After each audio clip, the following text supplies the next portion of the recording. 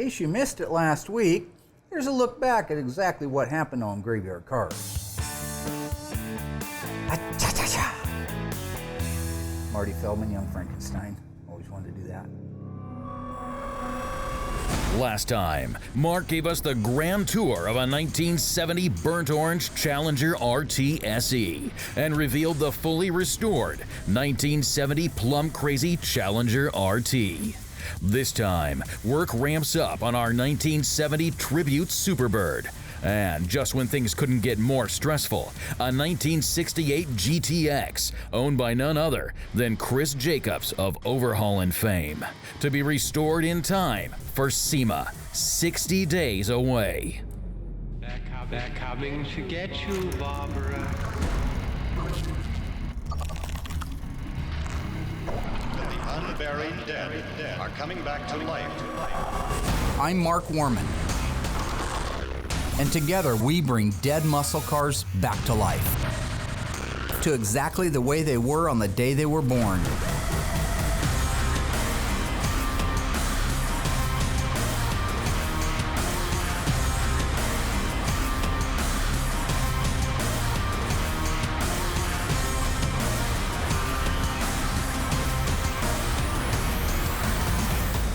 This station will remain on the air.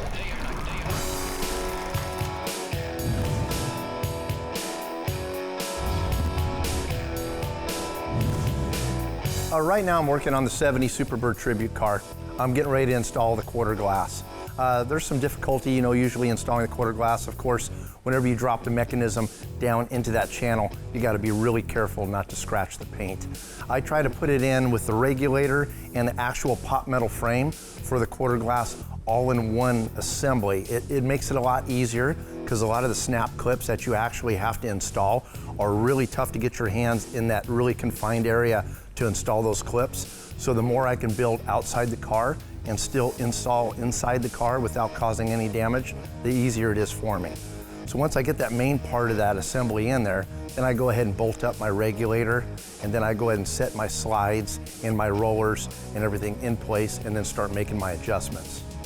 These are actually all original parts that were taken out of a 70 Dodge Cornet, which is really cool. So I was actually able to gut that car and reuse all those existing pieces, recondition them, restore them, and put them into this car. So it's all original equipment, and it was in beautiful condition.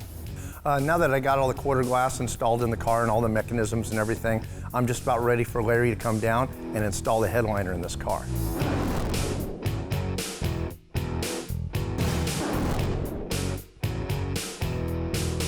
One of our good clients with a 70 Cuda, if you recall, it's the Cuda that we had the sabotaged engine on, came to me recently and asked if I'd help him sell his car. He's getting ready to move to the Philippines.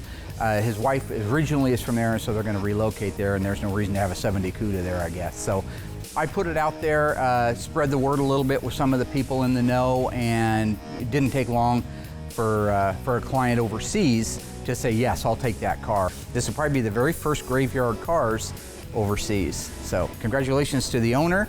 Gonna have a lot of fun with it. What a great little car though. It turned out so nice. I mean, it needed a lot of work. That car had every panel you can imagine done to it. Had the roof interstructure, the quarters, rails, frame, floors, just about every panel done to it. But the guys did a good job. I'm learning a lot about the overseas market. Apparently Mopar's is one of the most collectible cars over there. I think part of it is they're the coolest cars on the planet. I've always said that, right? But also the fact that they didn't have many exported over there. I suppose some of them showed up if you were in the service maybe and you were stationed over there. One might have got exported over there, here and there. I've seen some metric versions of the Rally instrument cluster, which is really cool. It's in kilometers. So if you ever get a chance to take a look at one of those online, that's a really neat, that's a rare part right there. But this one was born and bred in the USA. It just happens to be going abroad for a very nice client. Go Rooster, go Rooster. I call him the Rooster because he used to be red like a rooster. He had red hair. He's not a rooster anymore, but I still call him the Rooster. Looking good, Roost! And the only thing I thought about later on this particular car is, remember, Chrysler puts the Pentastar on only one side, what we call the curb side. You're walking down the road, car's parked up against the curb, you look at the right-hand fender down low, there it is, there's your Pentastar. Now it's going overseas, where they drive on the wrong side of the road. So they're gonna have to take the Pentastar off, move it over to the driver's, to be correct for the area, and move it over to the driver's fender. Kind of a little piece of trivia there for you. This is what goes on up in here on a daily basis. Rooster and me used to do drinking together. A lot of drinking back in the 70s and 80s. It just explains sometimes you see that silly grin on his face. You know, Cousin Duct Tape, Cousin Dougie has gained a little bit of weight over the years. If you look at his pictures when he was like 16, it was like a toothpick walking around you, and then just splintered in the middle for the legs. Hey, the Rooster getting out, the Rooster getting out. Now it's a little different game. He's 56, 57 years old, so getting out of that car is a little more challenging. Mark? Yo! No. Yeah, I need an overhead lift now. Okay. Plus the fact that it's a done car. So you can't just stomp your foot in the middle of the seat or kick your foot over the top of the door or Dukes of Hazzard style. You actually got to be careful about it. But he did get out. It just took him a little while. Probably would have took me a lot longer. Okay, I got a noose inside. I could lift you out by your head if you want. That'll work. You know there's a little more room on the right side. Yeah, good luck in there, bro. Yeah. Wish you all the best in there. Why aren't you in there helping? I'm fat. I can't get in there. Why don't you go in there, Blubber? Where are we gonna get? No, I ain't doing that. Come on. You can't do that, you foolish bastard. Come on. Hang on, Mary. Hang on. Can you help me, Mark? I got her. All right, thank you. I got her, buddy. Thank you, cousin. I got her. Okay. That's as far as I can get in. That's it. That's the big one.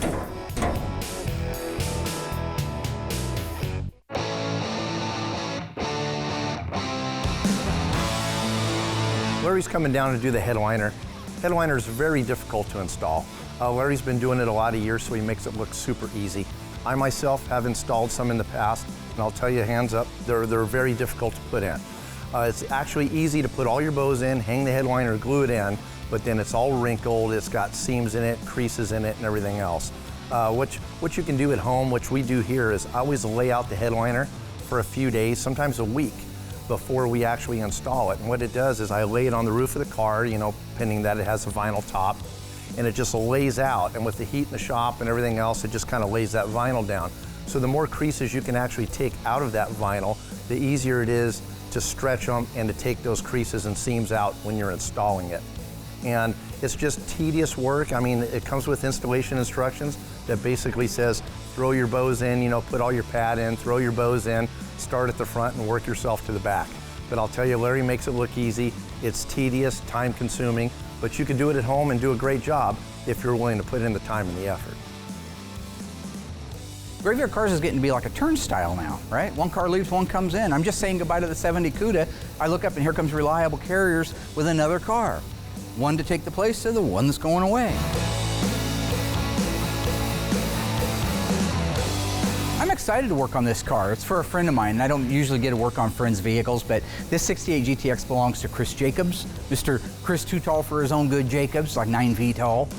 Also the host of Overhaulin' and Barrett Jackson Auctions, long lost family. It's a pretty big star, you know. We just got Chris's GTX here. I helped Mark get the whole thing unloaded. I haven't looked at it too much. I know it's caught on fire. It looks like most of the damage was underneath the hood. We'll see when we get the hood off. But seems to be a good looking car. Inside's nice, outside looks good, but all in all, it looks like a good car.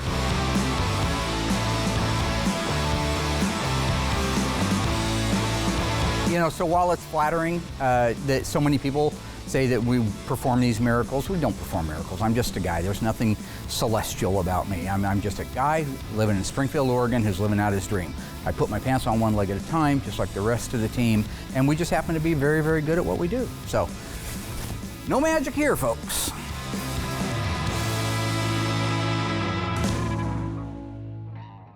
Stay tuned. Dave begins the final assembly on our tribute Superbird. Chris Jacobs stops by the shop and visits the graveyard. And later, Mark and the Ghouls dissect Chris's GTX and assess the damage to Chris Jacobs' car.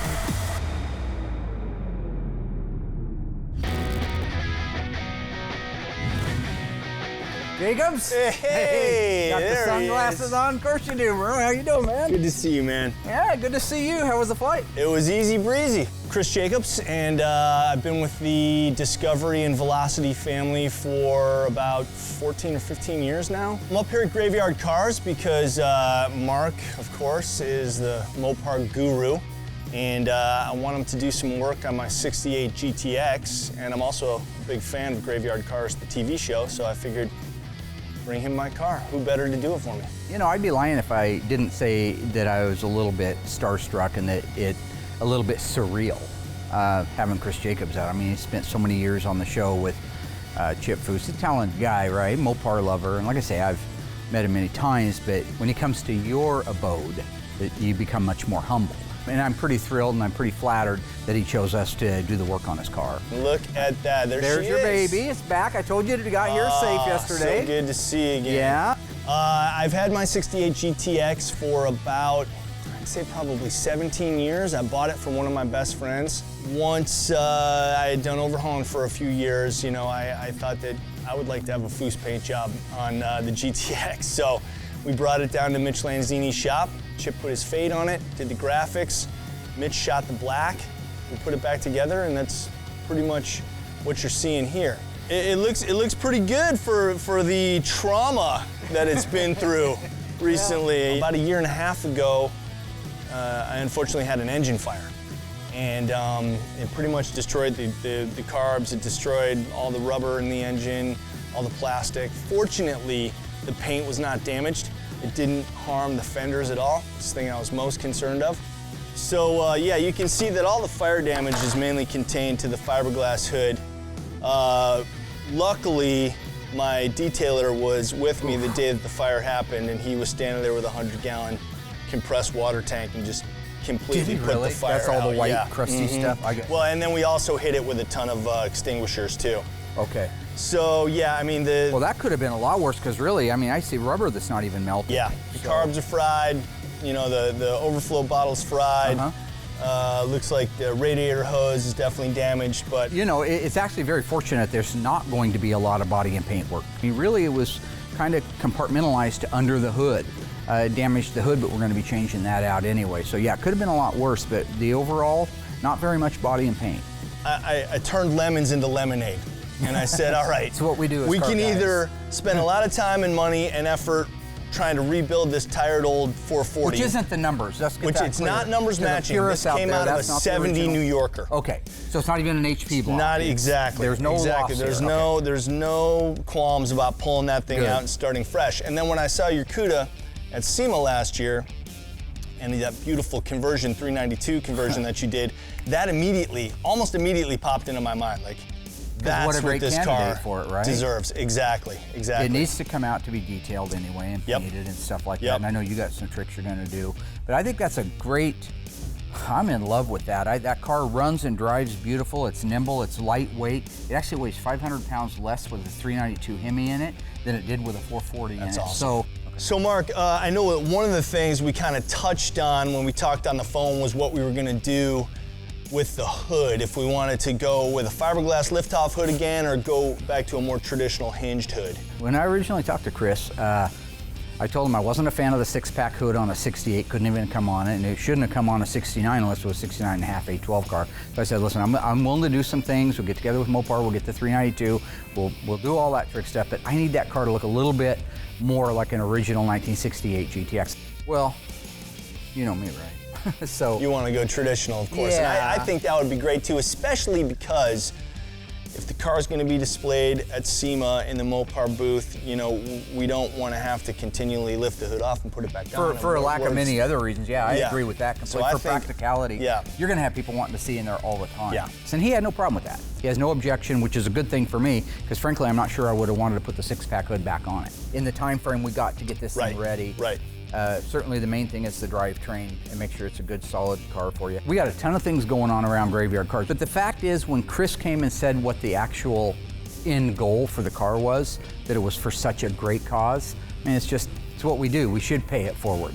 What my plan for the GTX is at the Barrett-Jackson Scottsdale 2019 auction. This car is going to roll across the auction block with the proceeds going to the Special Operations Warrior Foundation. Oh, brilliant. Yeah. And they ensure that the families of fallen warriors are taken care of, that their kids go to school. So I think it's gonna have a very happy ending. I love it. When you guys are done with this car. So the plan is, once we do the paint work under the hood, so all the body work, the welding up, the replacement of the apron, all that stuff's done, we finish it off with a base coat, clear coat black, because the car's black.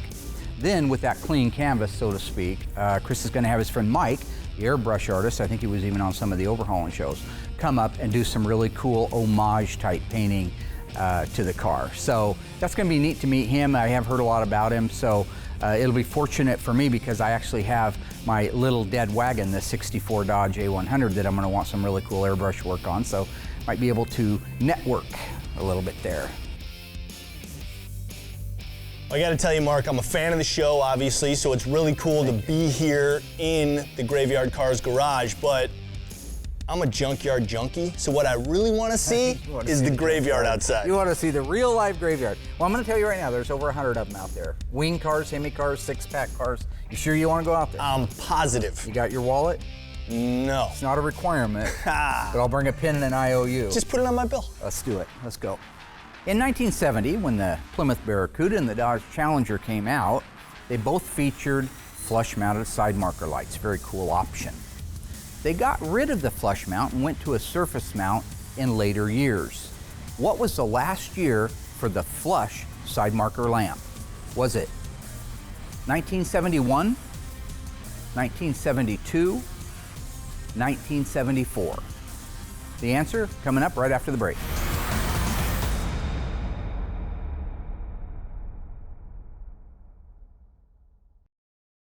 Okay, ghouls, what is your answer? What was the very last year that the cool flush-mounted side marker lights appeared on our Barracuda and our Challengers?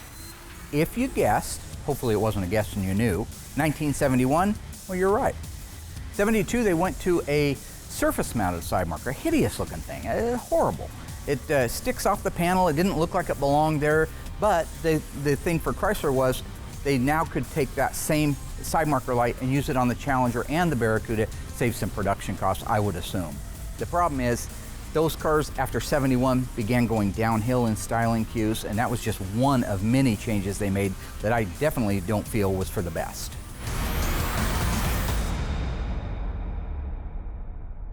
You couldn't get the GTX anymore, but you could get it as an option package on the Runner. Exactly. So there's one that's just really cool. Get a 440 with an air grabber and a 4-speed. I mean, my gosh, what a neat machine that would be. That front end just you love it, huh? captures me. I love it. That's great. Very affordable. And that's a 71? That's a 1, yeah. Yeah, That's kind of what I've seen what I got my eye on too. You know, because like, you know, of course we talk about the AAR CUDA, and I would love to have one day, but you know, it's 100 priced out, exactly. But a 71 Roadrunner is certainly well within. I guarantity you could end up in that real Here's good. a Daytona. Yep, here's a beautiful original, all original paint. Survivor Daytona. Well, it's not it's a Survivor, meaning it needs restored, but it's still pretty. But it's, I mean, original paint. They're only original once. They are. Look at the interior. We're to the point in the build on the 70 Superbird Tribute car where we're actually able to put the wing on. Really excited to actually see the wing on the car. Totally makes the car, you know, besides the nose. And so I went and grabbed Ryan from the body shop.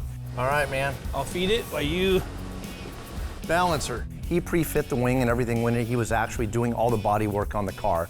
So he's got a particular way that he wants it installed, and we're gonna put it on right and see how it looks. Yeah, it's all new to me. I haven't done one of these yet, so. Okay, I got it. All right. If you just got one snug, it'll hold. Now we can do the. Okay. Okay, and you remember this thing goes curved down, or? Yes. Okay. Goes this way. All right. So. Which is the glue? Does it matter which side? Your side. You want sharp end or fat end? See the swoop here? Oh, gotcha. Yep. For those people that didn't think this wing was adjustable, it is adjustable. Some people think that the wing on the Superbird and the Daytonas were adjustable, and some say they weren't. I actually called Tony and asked him this question here a while back, and the wings are just like the NASCAR versions where they actually are adjustable. There's a big Allen bolt in there that you actually loosen and the wing will pivot. You could pivot this thing whatever way you want it, create more downforce. And once you pivot it to where you want, you can actually lock it down. So it'll pivot either way. It's got a pretty good full motion in it. It's got all the extra framework built into the actual trunk to support the actual wing. So the wing's not just sitting on the quarter panels, it's actually got a whole frame unit built in that's welded to the trunk extensions that stiffens that wing. So this thing was basically built for speed and built for downforce and built for strength. Now the only difference that Tony told me between the NASCAR versions and the actual production versions is a cable. So if something were to break apart, it would keep those pieces from flying all over the place. There was actually a cable holding all those pieces together. You go ahead and run that one, just snug it because it's adjustable. We get them up flush, then we'll know we're good. Now here's something very interesting, and you know, if you're a true Dukes of Hazzard nut, you'll know that the General Lee was a 69 and this is a 68. Oh, yeah, somebody did this one. Well, the one we just finished last season, yeah, that was a 70 that the guy had built for the movie, and it just changed out the side markers and the grill and the tail lights to make. Most of those cars were not 69s. No. They were represented to be a 69, but the model years just they changed the grills, they changed the side markers, they changed things out to make it look like it. And wreck them. Oh, an hour, there you go.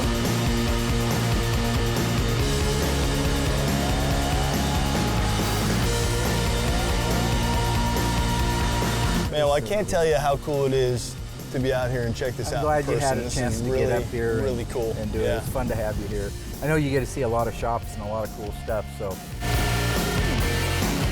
TV Mark is a little bit different from personal Mark, but not that much different. So, you know, we kind of had an instant connection because we both kind of play goofballs on TV.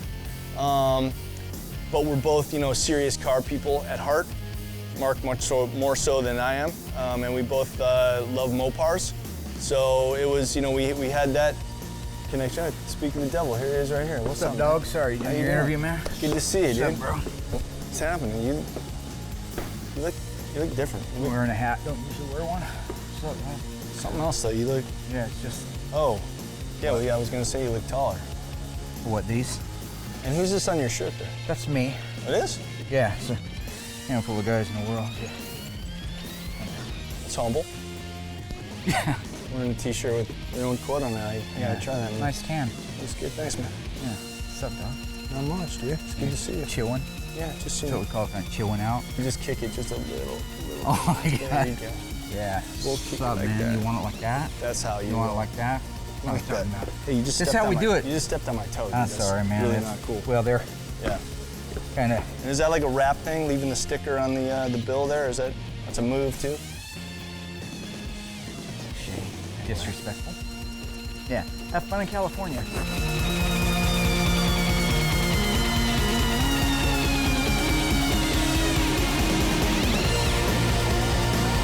Now that Ryan and I got the wing all installed on our 70 Superbird, it looks amazing. I just saw the 68 GTX of Chris Jacobs actually coming to the shop, so I can't wait to dig into that, start getting that tore down, and get that old engine out of there. Got my Crackshot team here. We're getting ready to disassemble Chris Jacobs' car. That's the 68 GTX in preparation for the 392 crate engine that we're putting in, and eventually here in the next few weeks, having this ready to go down to SEMA. So I got Alyssa with me. Dave. You're welcome. Oh, you're welcome. Yeah, couldn't do it without her. Coming up, Dave continues to finish the assembly on our Tribute Superbird, and the ghouls begin the disassembly of the engine compartment to fast-track its restoration.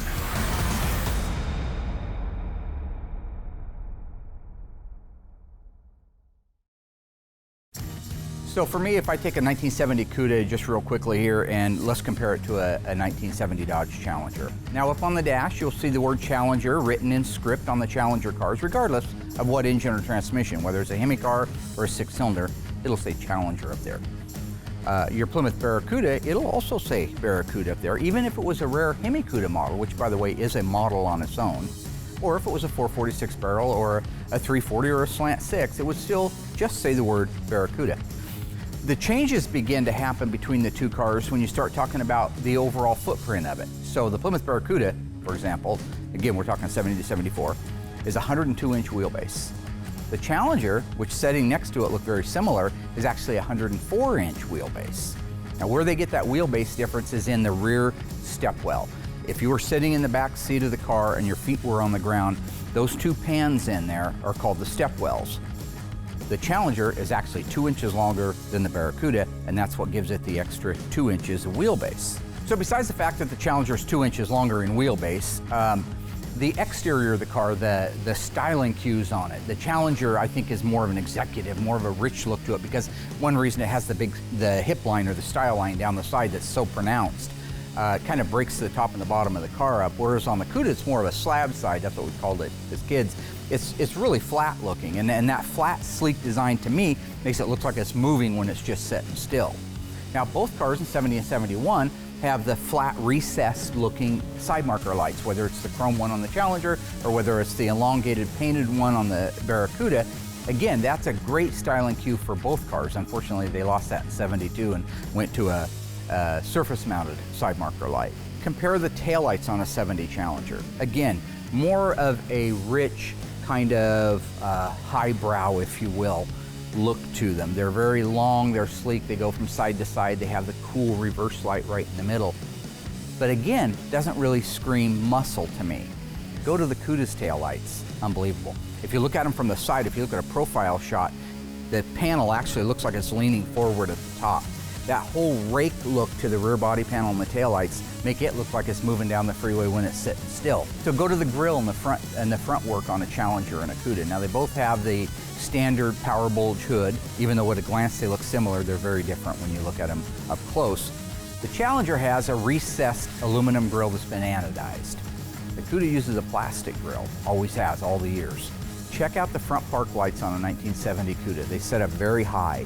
I don't know, I can't articulate the correct words for it other than to say it looks mean and it looks sleek and it looks like it's moving 100 miles an hour when it's parked in the middle of a lot. The grille, the headlights, the park lights, the tail lights, look at the sides of the car, compare the rest of those features and put the two cars side by side, and I think you'll agree that the Cuda definitely looks like more of a version of a muscle car than the Dodge Challenger.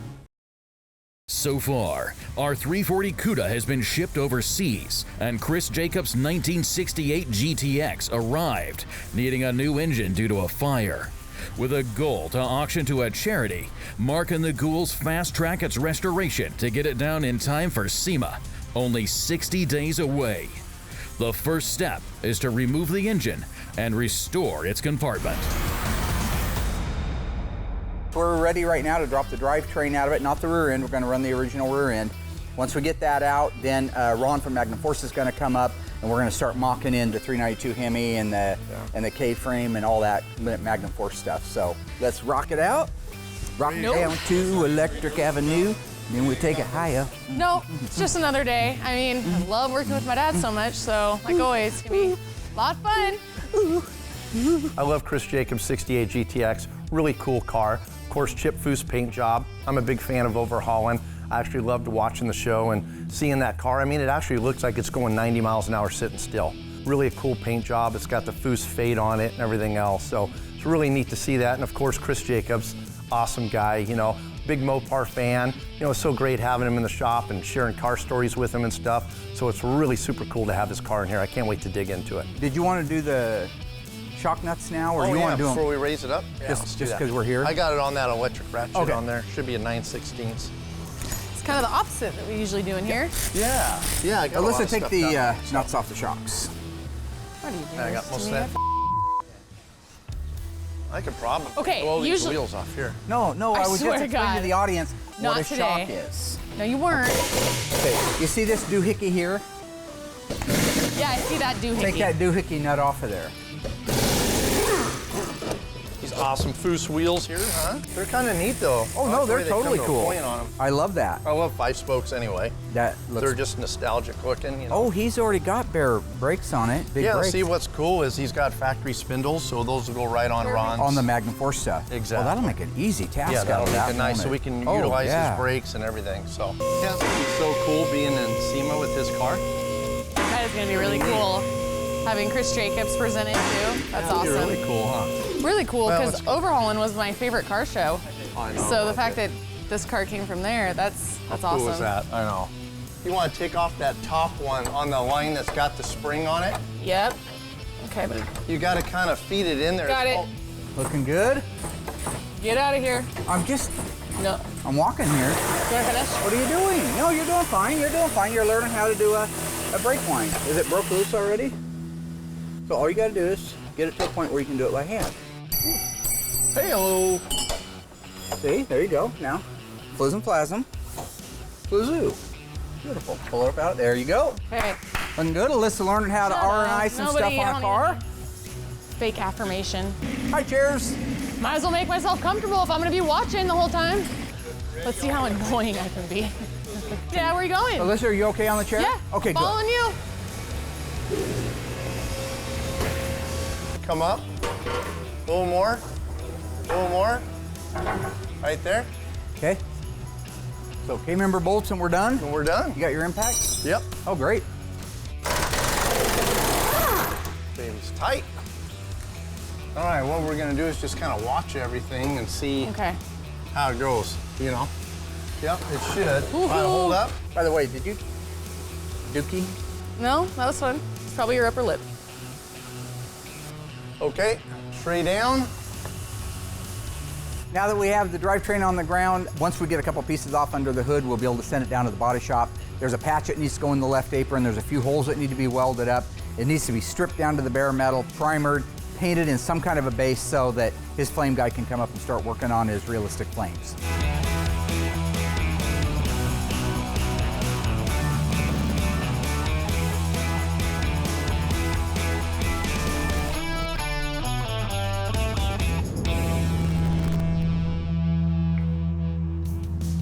So right now I'm going to head in the reference room and give Mike LaValle a call, figure out exactly when the good time for him to come do his graphics. Also, how does he want it prepped? We don't do a lot of that here, so it's good to hear from him how he wants the car set up, so when he comes in, he can just go right to work. Hello, this is Mike. Hey Mike, this is Will down here at Graveyard Cars. Hey, what's going on, Mike? Working away, how are you? Good, same thing. Have you talked with Chris about his GTX? No, he messaged me and said he was going to get a hold of me this weekend and never did. Okay. Do you know how you want it prepped out, or you want? Yeah, I mean, if you're going to, you know what color it's going to be? Black? I have no clue. The car is at two-tone, and then the engine compartment originally was silver. Okay. So, I mean, I can make it black, or?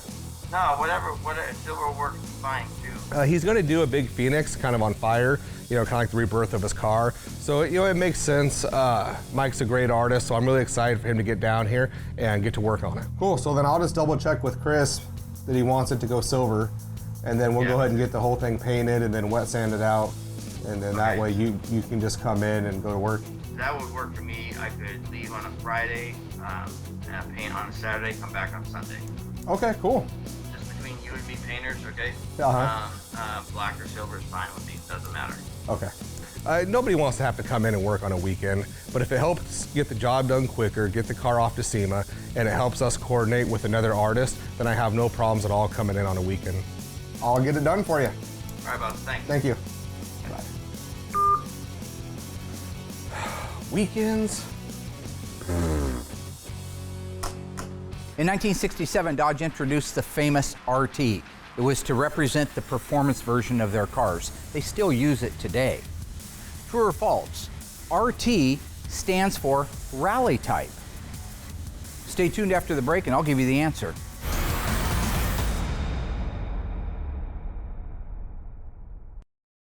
So what did the RT stand for on the Dodge products? Was it rally type?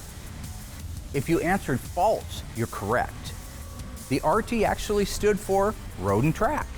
Kind of a cool little bit of information. Now, if you did say rally type, I would have to say you can no longer watch my television show because that is a model of a Chevrolet Camaro. And we don't talk about Chevrolet Camaros here at Graveyard Cars, so just cut on that and make it look like I'm cool.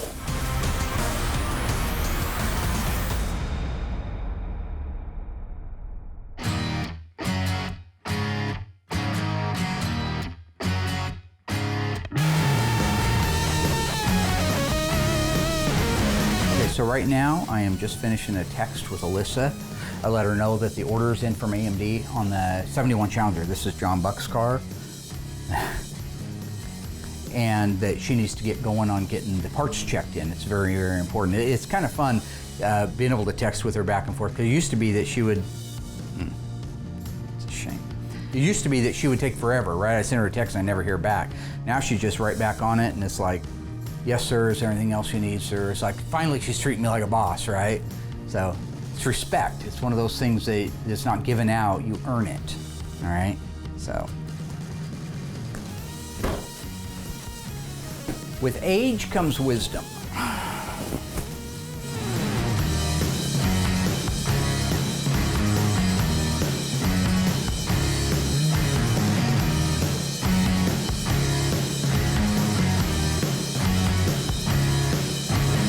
I had Will come over to kind of look at the engine compartment to see what else he needed to remove from there, because some of the stuff I'd like to leave, because the less stuff I got to take off, the better.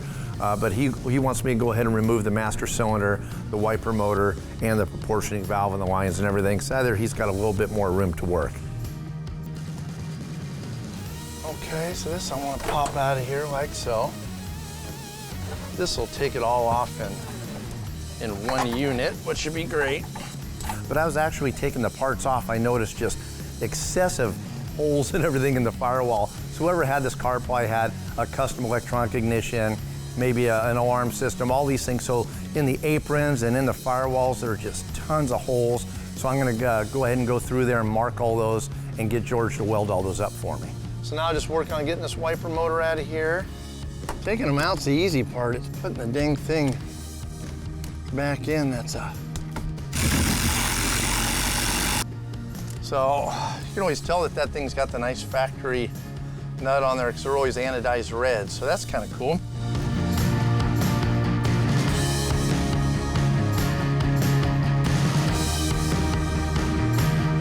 I'm getting ready to start work on Chris Jacobs' GTX. When they pulled the engine out, on the inner fender, there was a nasty patch in there. So I'm gonna pull the whole entire inner fender out and put a brand new one in. So I figure I'll drill out the spot welds on the old inner fender and slap the new one in there and hopefully have it back to Will in a couple hours.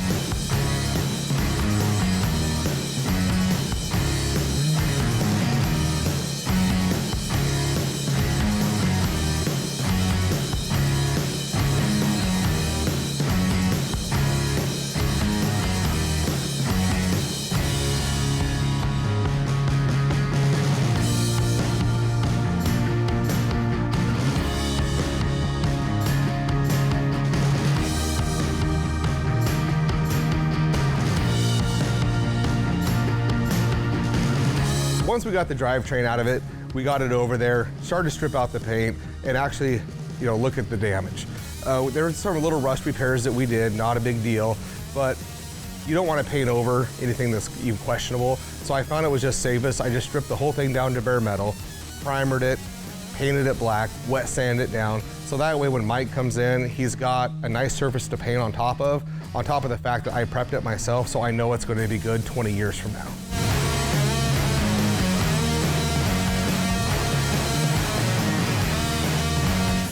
I don't need to have Mark come out and inspect this. It's pretty cut and dry what needs to be done. It's pretty simple. The paint blistered. I have to peel all that back, get a nice coat of primer on it. Once that primer's done, I'll be able to go over it with the single stage black. So there's really nothing for him to look at or even look over on the whole job, actually.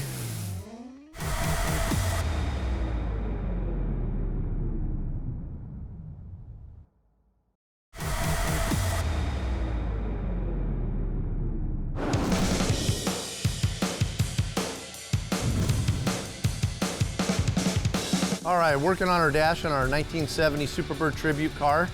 I already got kind of a little bit of a jump on it. As you can see, I actually already have the glove box door on here. I'm gonna go ahead and start working on my dash vents up here. We were so fortunate that this dash was in such amazing condition that we didn't even have to send it off to Instrument Specialties. We were able to get a few parts that we needed and get it all repainted, get it all put back together ourselves. Now that I got all the dash all built out, all the cables installed, the wiring's all ready to go, I'm gonna go in the body shop, grab George McGeorge, and give me a hand putting it in.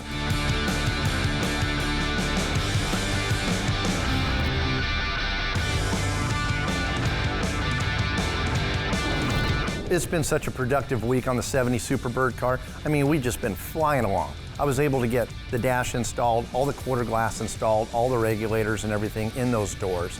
Actually worked around, got the wing on, Wing looks amazing, and then built out the whole back end of the car. I mean, right now it just looks like a Superbird. I feel so relieved. It's such a productive week. It doesn't happen all the time, so whenever I get it, I love it and I'll take it.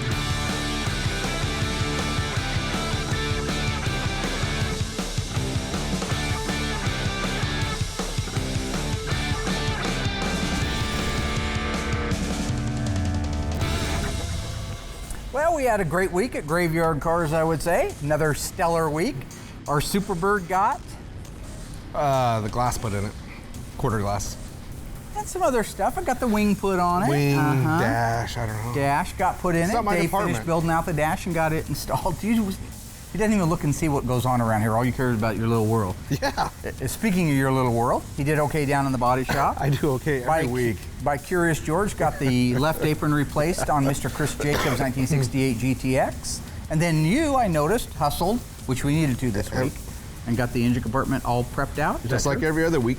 Yeah, just another day in the neighborhood, right? Yes. Let's talk more about that Superbird. Gonna be a cool car? It'll be a very cool car. You darn right it is. It's coming together nicely. Got the bumpers on it, glass in it. Things are. We did a lot of pre-fitting on that car, so. There was a lot of pre-fitting, and a lot of it had to do with the modifications we had to make for the spoiler and for the front, for the nose cone. But Ryan, who's not with us any longer, such a phenomenal body man. Yep. I'm really glad that he was there along that. I got to give him props because it was really a phenomenal It's a lot job. of work.